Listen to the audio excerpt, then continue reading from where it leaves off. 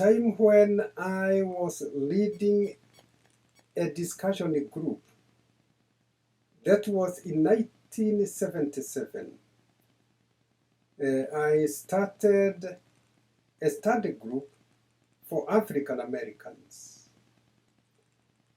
And this study group, we call it Each One, Teach One.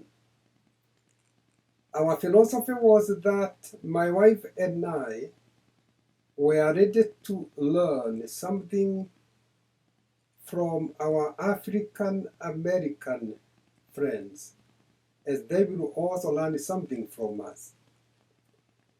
And so we used most of the time discussing rather than me talking to them. And we started, of course, by discussing the Gospel of John. And I remember us discussing the message which we had talked about Jesus and Nathaniel. And then I asked them, I told them, let us now talk about our own prejudice. And what was interesting, of course, they told me that we do not have prejudice. The only person who is prejudicial is President Carter. So nobody wanted to share anything about her or his prejudice. But then, as we went on, we started attracting some white people to come to the group. And eventually we had one lady who was willing to come. So we still remember when she knocked at the door, the house host came out and gave her a very weird look, and then asked her, "Why have you come?" Well, she said, "I have come for Bible study." And this lady was very courageous. She came in, and of course she had some refreshment. And then what was interesting is that she became a part of the group and was with us until the time when we left the group. And after this lady, when she joined the group, the talk changed. The prejudice was not directed to the white community. And I even don't remember us talking again about prejudice. So one way of conquering cultural barriers is by being together and eating together.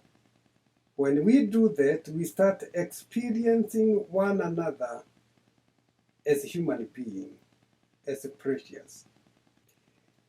Yeah, the other episode happened when I was in Pensacola, Florida. We used to meet in my office with the two white priests for fellowship. And we met regularly once a week. And we shared our experiences.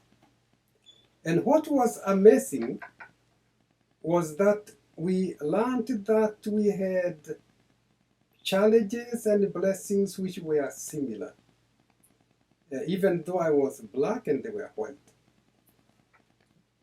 But one of the great things happened was that one of those friends was going for vacation, and then he invited me to supply for him when he was away. And I received a very warm welcome. The Lord gave us a powerful message. And then after the sermon, after the service, we had time to have lunch together. And what was interesting was, as we were enjoying lunch, one of the people in the group told me, Father Githiga, do you see the man sitting next to you? Then I looked and saw the person who was sitting next to me. He told me that that man has always said that I will never receive Holy Communion from a black person. Then turning to him and holding his shoulders, I told him that this is why I came. I came particularly because of you. And then he laughed and said, well, that is what I have been saying. And even when I saw you, I said in my heart that the Ministerial Alliance has come.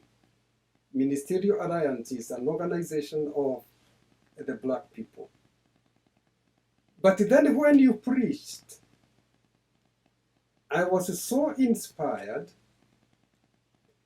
and I started saying to myself, I wish my priest could be away a little bit longer so that we can have more of Father Githiga. So that man of God was not left being the same. And I know he developed a positive attitude toward the people of other race. So in order to break cultural barriers, not only that we have to examine ourselves, but we have to have courage of interacting with the people who are different from us.